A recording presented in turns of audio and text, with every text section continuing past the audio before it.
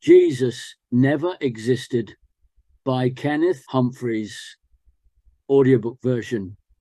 Chapter 8, 6th section, Christianizing of the Heathen on the Point of a Sword. Quote, that force was often used in the conversion of northern peoples is undeniable, and it was used with a ferocity and violence beyond anything the conquistadors did in the Americas, and far beyond anything that happened in modern Africa or Asia. Andrew Wall's The Missionary Movement in Christian History, page 72. Part of Christian mythology relates to the winning for Christ of the fierce Germanic tribesmen who purportedly destroyed ancient civilization. In very broad brush terms, we are given a comforting image of the heroic priest armed only with his Bible and Christian forbearance, who subdues the savage warriors with homilies from the good book. We are, of course, being offered an early day version of how European colonial missionaries saw their own activity. As if by magic, or rather miracle, such is the efficacy of the Lord's word, whole tribal confederations and vast tracts of Europe are baptized to Christ. Where the legions of Caesar had failed to vanquish, a humble monk with bell, book, and candle triumphs.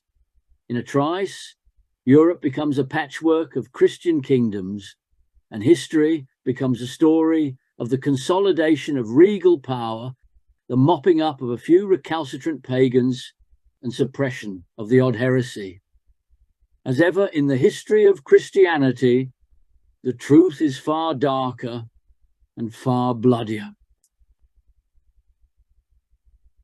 Why did barbarian chieftains convert? Before the closing years of the 5th century, the Christian church showed no interest in converting barbarians. God, it seems, had chosen the Roman Empire to spread his word. Yet when the fierce tribesmen arrived at the city gates, that event was conveniently, quote, God's judgment, and the Christian bishops were all too ready to abandon the empire and throw in their lot with the invader. Barbarian aristocracy was the highest echelon of an heroic social structure. Raids into neighboring territories were an essential part of the barbarian economy. By acquiring prestige goods, such as slaves, jewelry, gold pieces, fine weapons, the barbarian ruling elite preserved its rule and raised its social status. Success at raiding strengthened the link between the chief and his warriors. Yet, tribal leadership itself was always threatened by the great social mobility of tribal society. At any time, any bold and able warrior could raise his own status and become a new member of the elite or even a chieftain. High kings, or great khans, were effectively the result of an election held by clan or tribal elders in time of emergency. The claims of a barbarian king to legitimacy were fragile, and leaderships changed often and violently. This aristocratic vulnerability became especially acute during the period of migrations in the 3rd to 5th centuries, when tribal territories were ill-defined and ever-changing. Tribal alliances continuously made and remade, and warriors of the same tribe fought both for and against the Romans. In a word, barbarian leadership was neither well-defined nor secure.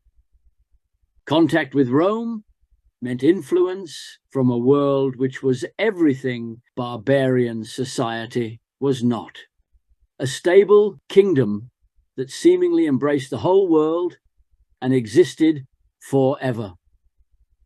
Roman society by the 5th century was becoming ever more rigid and hierarchical, with eroding social and geographic mobility, and an immense and widening gulf between rich and poor.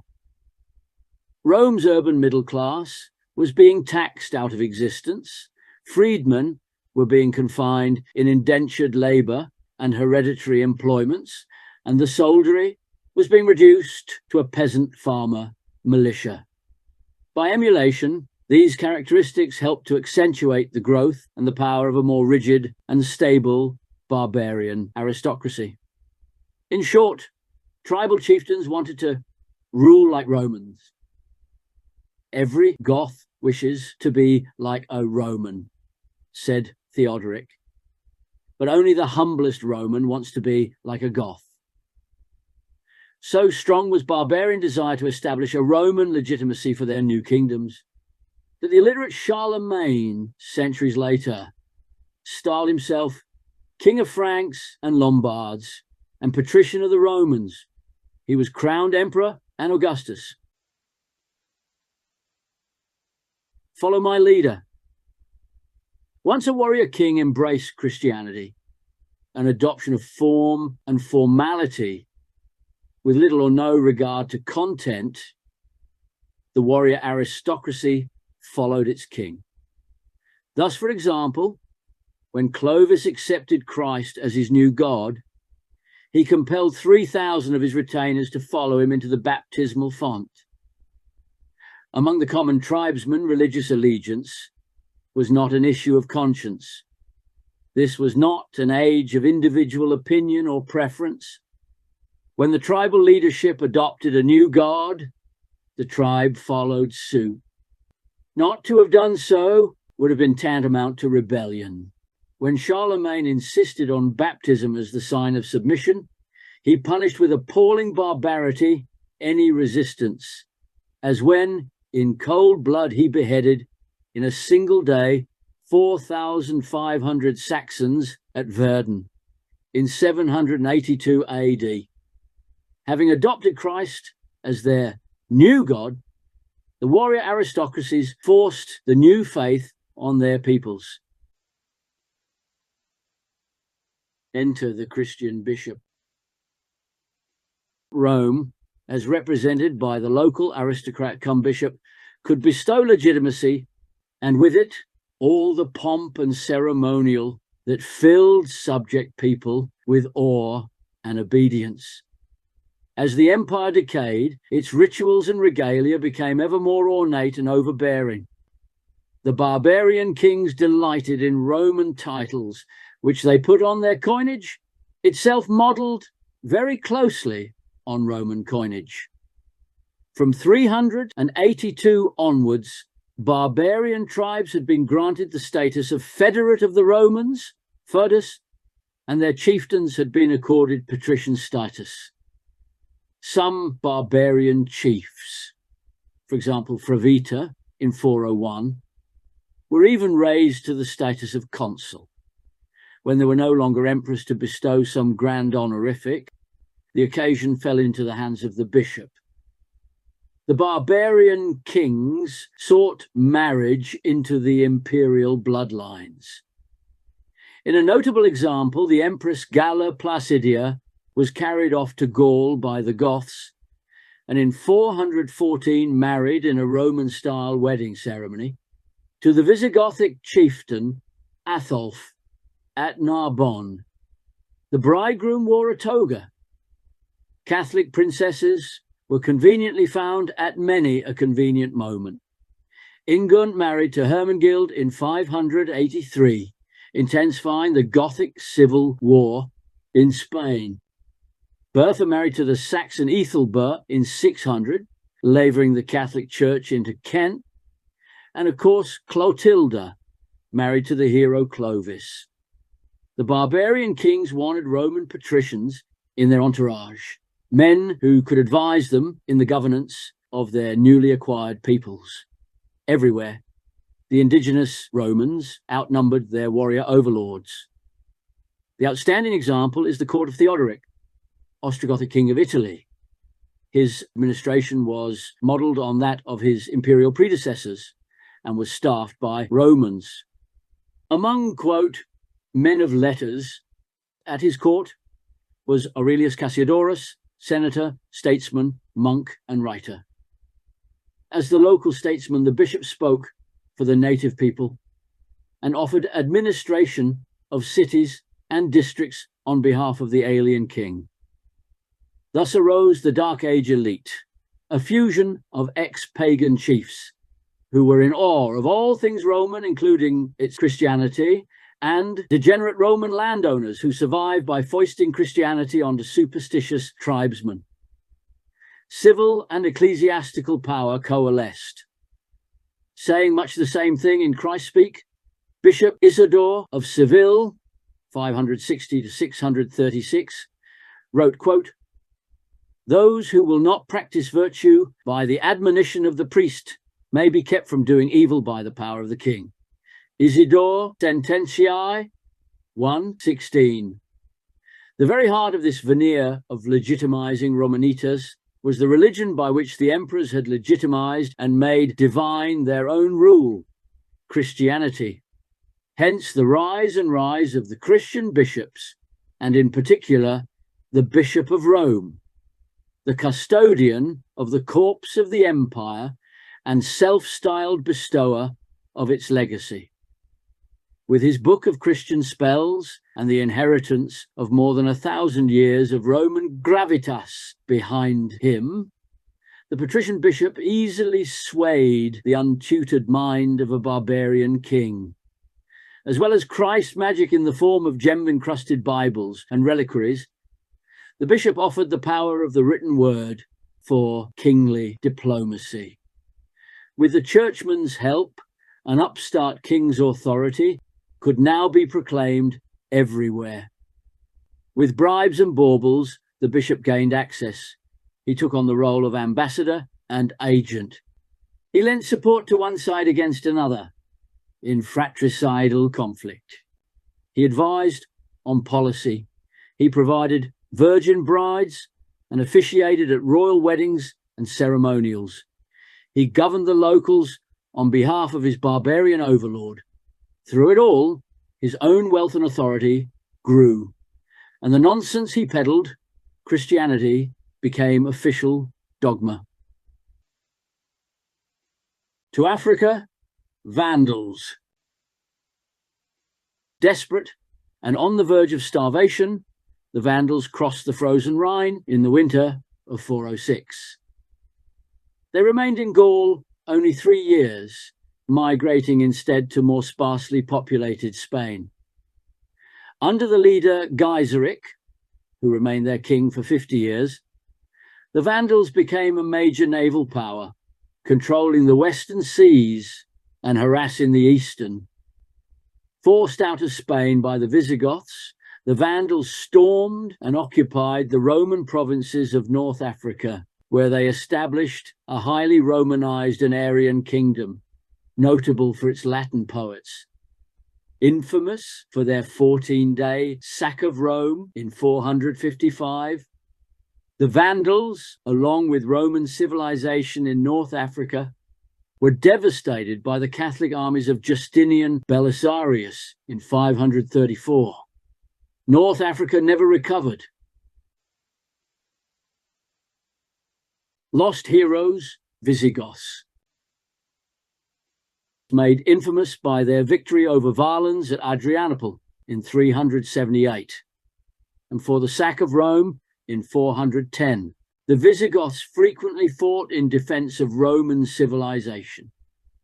The monk Ulfilas, 311 to 388, gave the Goths a written script and thereby a vernacular version of the Bible, 1,000 years before Luther's German Bible, though none could read.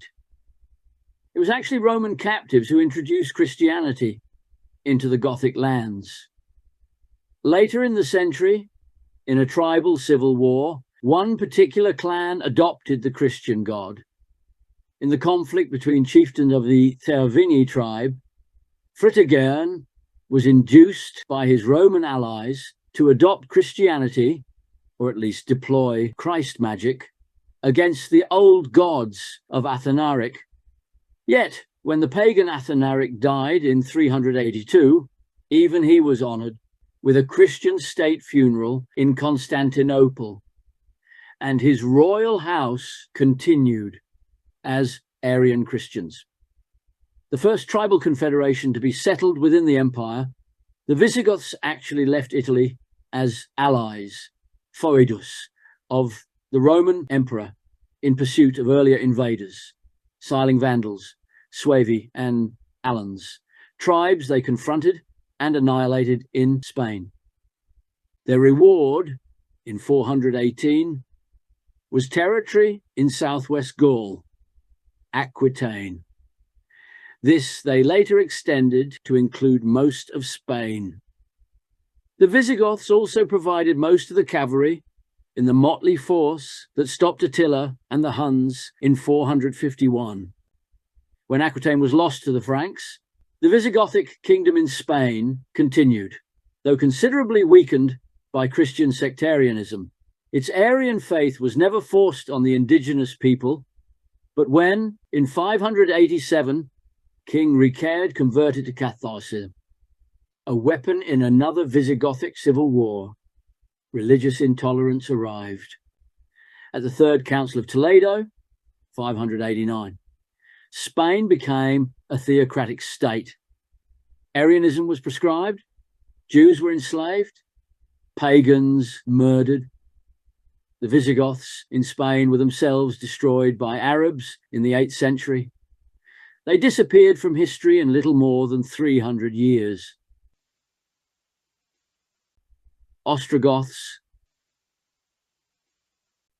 The eastern branch of the Goths had adopted a more nomadic existence than their Visigothic cousins in the grasslands of the Ukraine of the 2nd century.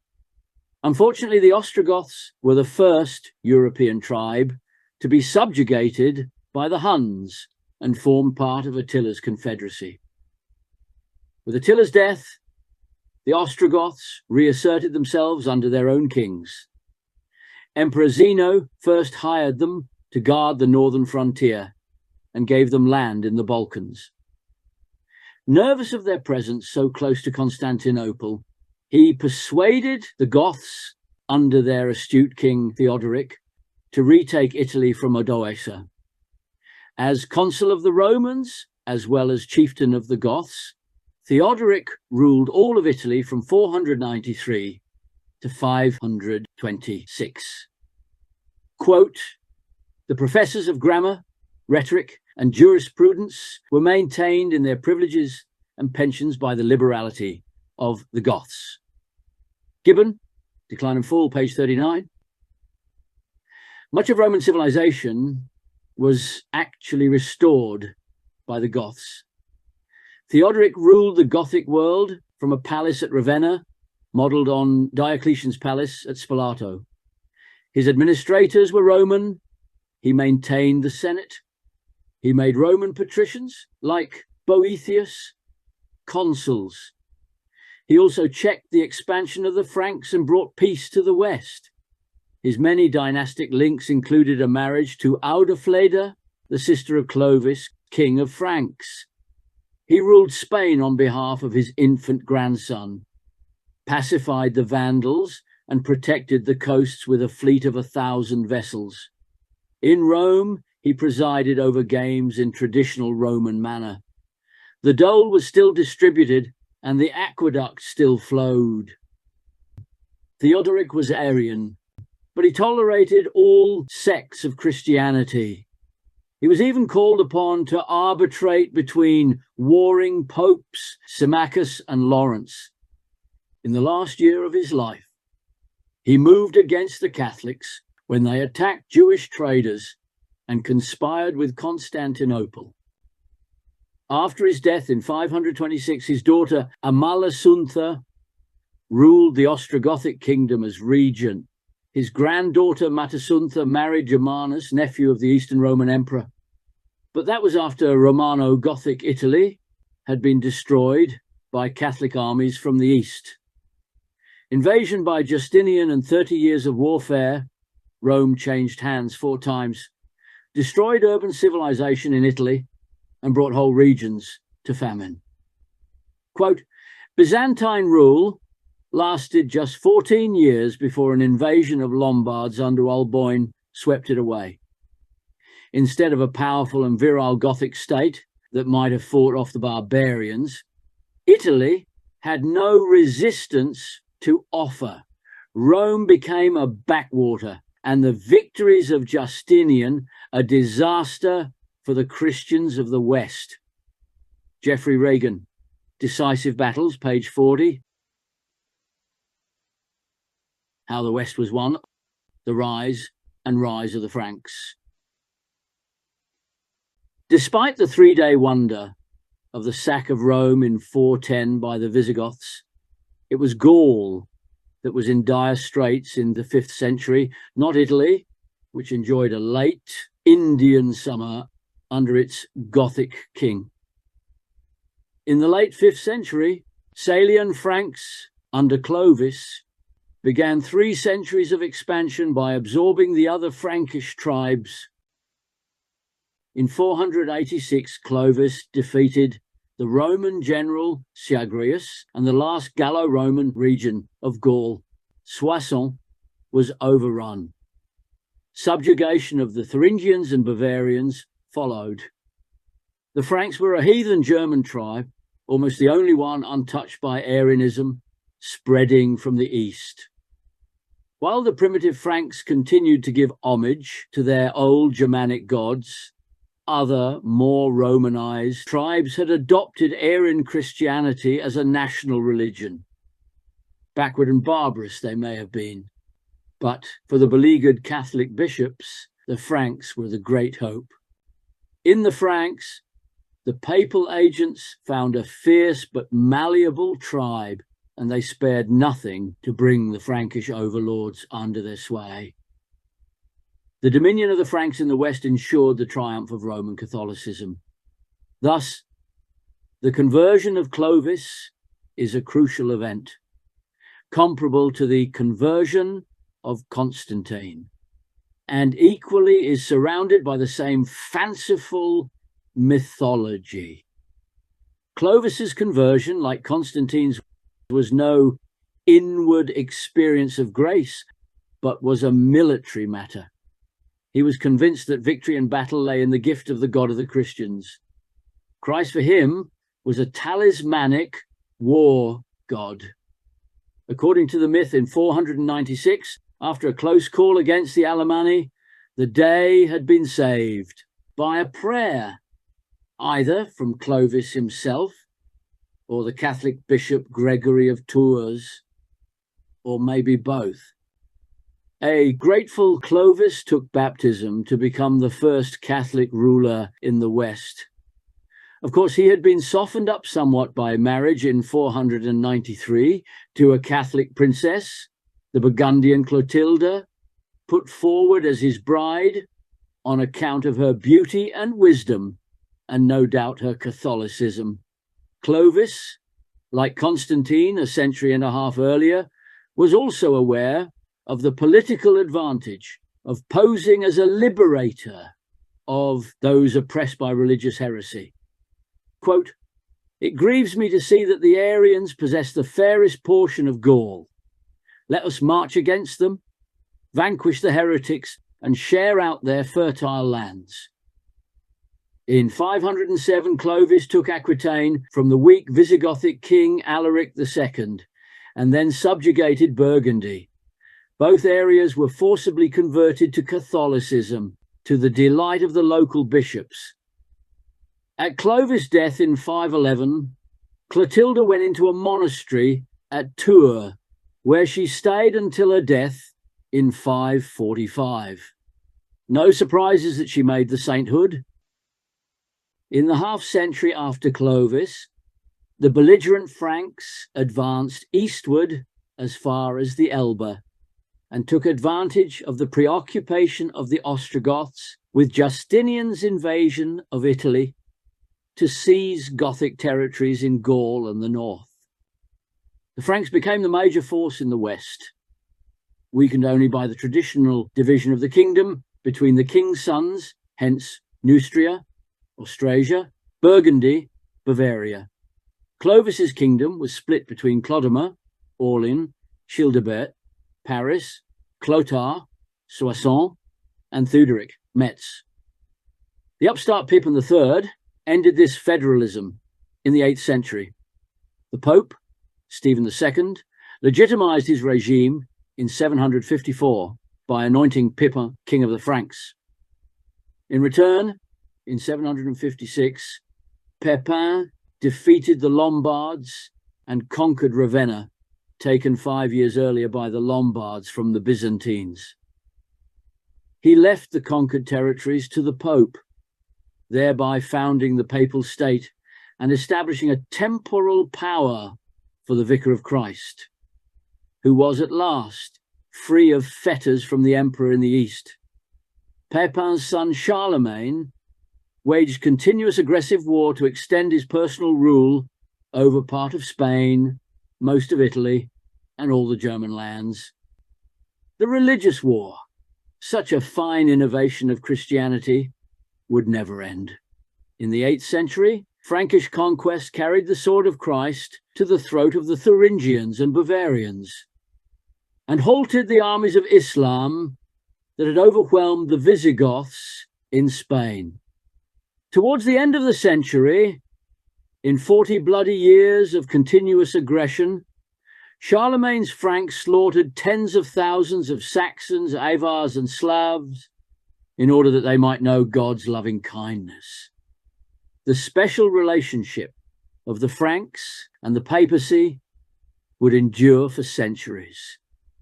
The most joyful moment for the papacy came when Pope Leo III, recently half-blinded by an angry mob, outwitted Charlemagne kneeling at prayer.